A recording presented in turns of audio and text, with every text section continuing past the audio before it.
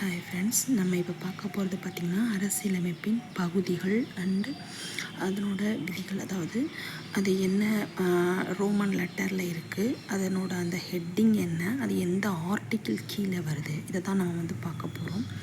First பார்த்திங்கன்னா ஒன்றியம் மற்றும் அதன் ஆட்சி எல்லை. அதாவது ரோமன் லெட்டர் 1 பகுதி 1 ஒன்றியம் மற்றும் அதன் ஆட்சி எல்லை. அதனோட ஆர்டிக்கிள் பார்த்திங்கன்னா 1 to 4. அடுத்து ரெண்டாவது குடியுரிமை, நம்ம எல்லாருக்குமே தெரிஞ்சது தான், 5 to 11. மூணாவது பார்த்திங்கன்னா அடிப்படை உரிமைகள் 12 to 35. அதுக்கடுத்து அரசின் கொள்கையின் நெறிப்படுத்தும் கோட்பாடுகள் 36 to 51. அடுத்து பார்த்திங்கன்னா 4A அடிப்படை கடமைகள் 51A.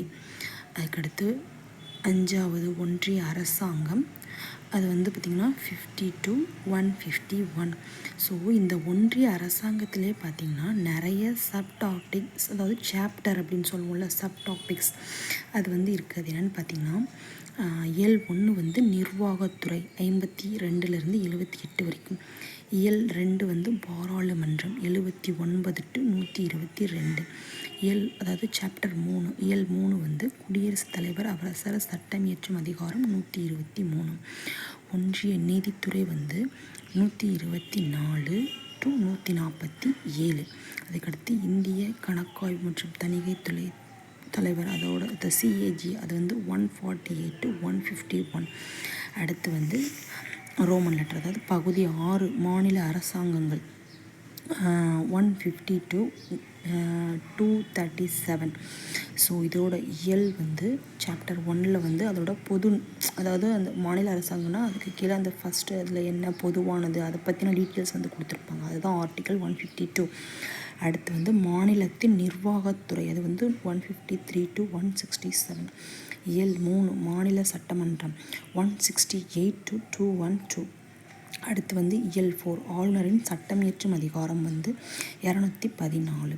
அடுத்து இயல் துணை இயல் 6, அதாவது நீதிமன்றங்கள், அதாவது ஒவ்வொரு உயர் நீதிமன்றத்துக்கிளையும் நீதிமன்றங்கள் இருக்குல்ல, துணை நீதிமன்றங்கள், அதுதான் 233லேருந்து 237 வரைக்கும். அடுத்து பார்ட் 7 பார்த்திங்கன்னா 1956 to, அதாவது அந்த பார்ட் 7 எடுத்துட்டாங்க. என்ன, அந்த 1956 இயரில் அது அந்த பார்ட் 7 ரிப்பீல்டு பண்ணிட்டாங்க. ஸோ அதை நீங்கள் நெட்டில் அடித்து பார்த்தாலே தெரியும் எதனால் எடுத்தாங்கன்னு சொல்லிட்டு. நான் அதுக்கான ரீசன்ஸையும் நான் அப்டேட் பண்ணுறேன் உங்களுக்கு. அடுத்து பார்ட் 8 யூனியன் பிரதேசங்கள் 239 to 242. அடுத்து பார்ட் 9, அதாவது பஞ்சாயத்து ஊராட்சிகள், இது 243 to 243O. அடுத்து நகராட்சிகள் 243P to 243Z வரைக்கும் அந்த நகராட்சிகளை பற்றி. அடுத்து கோஆப்ரேட்டிவ் சொசைட்டிஸ் கூட்டுறவு அமைப்புகள் 243ZX to 243ZT வரைக்கும். அடுத்து தாழ்த்தப்பட்டோர் மற்றும் பழங்குடியினருடைய அந்த பரப்பிடங்கள், அதாவது அவங்களோட ஏரியாஸ் பற்றின ஆர்டிக்கல் பார்த்திங்கன்னா அந்த 244 to 244A. இதில் 9 பஞ்சாயத்து ஊராட்சிகள், 9A நகராட்சிகள், 9B தான் கூட்டுறவு சொசைட்டிஸ். அடுத்து 11வது ஒன்றியத்துக்கும் மாநில அரசுகளுக்கும் இடையிலான உறவுகள், அதாவது மத்திய மாநில ரிலேஷன்ஸ் 245 to 263.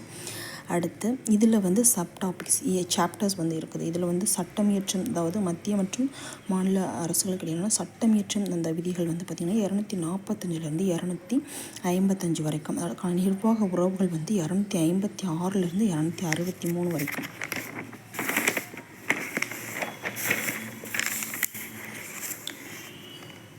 அடுத்து 12லேயே அந்த சப்டாபிக்ஸ் அதோட முடிஞ்சிருச்சு. அடுத்து 12வது தலைப்பில் நிதி மற்றும் சொத்து, அதாவது நிதி தொடர்பான நடவடிக்கைகள். ஸோ அது என்னென்னு பார்த்திங்கன்னா நிதி, சொத்து மற்றும் தீங்கு ஒப்பந்தங்கள் நடவடிக்கைகளில் அரசு மற்றும் அரசாங்கங்களின் பொறுப்பு நிலை. Article 264 to 300A. அடுத்து இதோட சப்டாபிக்ஸ் 200, அதாவது இயல் நிதி 1, இதில் 264லேருந்து 4லேருந்து 291. அடுத்து வந்து இதோட 2வது சாப்டர் வந்து பார்த்திங்கன்னா கடன் பெறுதல். இப்போ வந்து ஒரு அரசாங்கம் வந்து கடன் வாங்குதுன்னா அதுக்கான ஆர்டிக்கிள், அதுக்கு என்னென்ன 292 to 293. அடுத்து வந்து சொத்து ஒப்பந்தங்கள் மற்றும் தீங்கு நடவடிக்கைகளில் அரசின் பொறுப்பு நிலை 294 to 300 வரைக்கும் இருக்குது. அடுத்து வந்து இந்திய ஆட்சி எல்லைகள், வியாபார வணிகம் மற்றும் வணிக போக்குவரத்து. இதோட அந்த பகுதி வந்து 13, 301. அதாவது ட்ரேடு.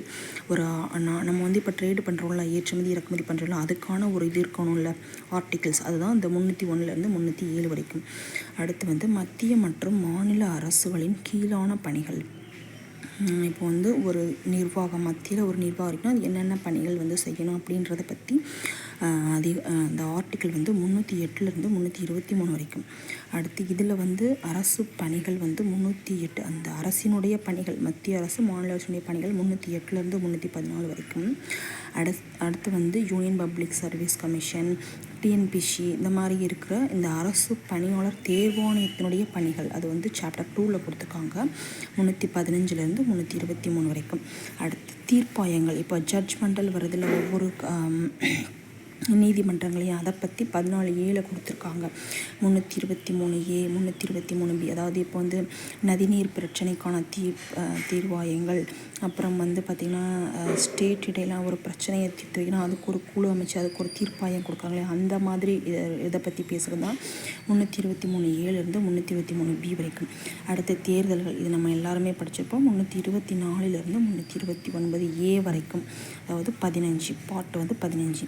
அடுத்து 16வது பாட்டு சில வகுப்பினர் தொடர்பான சட்ட வகைமுறைகள். அதாவது இப்போ வந்து பார்த்திங்கன்னா அந்த schedule caste, schedule tribes, OBC, BC, இந்த மாதிரி ஒவ்வொரு வகுப்பினருக்கும் அவங்கவுங்களுக்குன்னு பார்த்திங்கன்னா அந்த இப்போ வந்து ஷெட்யூல் காஸ்ட்டோட ஏரியாஸில் வந்து கவர்மெண்ட் ஒரு சட்டம் இயற்றுது அப்படின்னா அதுக்கான வகைமுறைகள் என்ன அப்படின்றதுக்காக 330 to 342. அடுத்து வந்து லாங்குவேஜ், அதாவது 17 வந்து ஆட்சி மொழியை பற்றி 343 to 351. அடுத்து வந்து மத்திய அரசின் மொழி, அதாவது சாப்டர் 1ல் மத்திய அரசு வந்து என்ன மொழியை பின்பற்றணும் 343 to 344. அடுத்து மண்டல மொழிகள் 355 to 347. உச்சநீதிமன்ற, உயர்நீதிமன்றம் போன்றவற்றில் மொழி 348 349. இந்த ஆர்டிகல்ஸ் வந்து பேசுது. ஸ்பெஷல் டைரக்டிவ், சிறப்பான நெறிமுறைகள் 350 to 351. அடுத்து வந்து நெருக்கடி நிலை சட்ட வகைமுறைகள் 352 to 360. அடுத்து வந்து பல வகைப்பட்ட, இது வந்து 18. நெருக்கடி நிலை சட்ட வரைமுறைகள் 352 to 360. அதாவது மத்திய நெருக்கடி நிலை, தேசிய நெருக்கடி நிலை, மாநில நெருக்கடி நிலை, நிதி நெருக்கடி நிலை படிக்கிறோம் இல்லையா, அது 352 to 360. பல வகைப்பட்ட, அதாவது இந்த 18 ஆர்டிகிள்ஸ் வரைக்கும் வேறு ஏதாவது நம்ம விடுபட்டு இருந்ததுன்னா அதை பற்றின டீல் பண்ணுற சில ஆர்டிகிள்ஸ் தான் 361 to 367. அடுத்து வந்து அரசியலமைப்பு திருத்தம், இது வந்து பார்த்திங்கன்னா 19 368. அடுத்து வந்து 20 தற்காலிக மற்றும் இடைக்கால மற்றும் சிறப்பு வகைமுறைகள் 369 to 92 ஆர்டிக்கிள். அடுத்து வந்து எக்ஸஸ், அதாவது 21 நோட்லாம் நம்ம பார்ட் வந்து 22 வரும். ஸோ 22வது தான் இது வந்து அரசியலமைப்பின் தொலைப்பு மற்றும் தொடக்கம், இந்தி மொழியில் உள்ளடக்கம் மற்றும் திறம்பட பெறப்பட்ட விதிகள் 393லேருந்து 395 வரைக்கும். ஸோ இதில் வந்து ஆர்டிகிள்ஸ் வந்து நம்ம 1லேருந்து 395 வரைக்கும் பார்த்துருக்கோம். இதை வந்து ஆக்சுவலாக ஆர்டிகிள்ஸ் வந்து 395ன்னு சொல்லலாம், இல்லை 463 சம்திங் சொல்லுவாங்க இல்லையா, எனக்கு எக்ஸாக்டாக தெரில. ஸோ அந்த இது வரைக்குமே வந்து பார்த்திங்கன்னா, அதாவது இப்போ ஒவ்வொரு இதுலேயுமே சப் டாபிக்ஸ், இப்போ வந்து 51 பார்ட் பகுதி 4A வந்து 51A இருக்கா, இதுலேயுமே 51A1 A2 இந்த மாதிரி நான் கரெக்டாக அந்த ஆர்டிக்கல்னு சொல்லலாம், சில ஆர்டிகிள்ஸில் ஆட் பண்ணுவாங்க. இந்த மாதிரி ஆட் பண்ணுறது தான் நமக்கு வந்து எக்ஸஸ் அந்த அமௌண்ட் வந்து அந்த கவுண்டிங் வந்து போகிறது 463 அந்த மாதிரி போகிறது. ஸோ கரெக்டாக இந்த இதை மட்டும் நீங்கள் அந்த பகுதி, அது என்ன ஹெட்டிங் கீழே வருது ஆர்டிக்கிள், இதை மட்டுமே ஓரளவு நம்ம தெரிஞ்சு வச்சுக்கிட்டாலே போதும். எக்ஸாமில் வந்து இது ரிலவெண்ட்டாக கொஸ்டின்ஸ் வந்தால் நம்ம கண்டிப்பாக வந்து நல்ல மார்க் வாங்க முடியும். ஸோ இப்போ வந்து நான் ஆர்டிக்கிள் போட்டிருக்கேன். அடுத்து வந்து ஒவ்வொரு ஆர்டிக்கிள், அதாவது ஒவ்வொரு ஹெட்டிங்லேயுமே என்னென்ன நம்பர்ஸ் வருது, அதாவது ஆர்டிக்கிள், ஒவ்வொரு ஆர்டிக்கிளும் என்னென்ன தலைப்பு வந்து டீல் பண்ணு அப்படின்றத நான் அடுத்த வீடியோவில் போடுறேன். Okay, thank you friends. வேறு ஏதாவது சஜஷன் இருந்தாலும் நீங்கள் சொல்லலாம். தேங்க்யூ.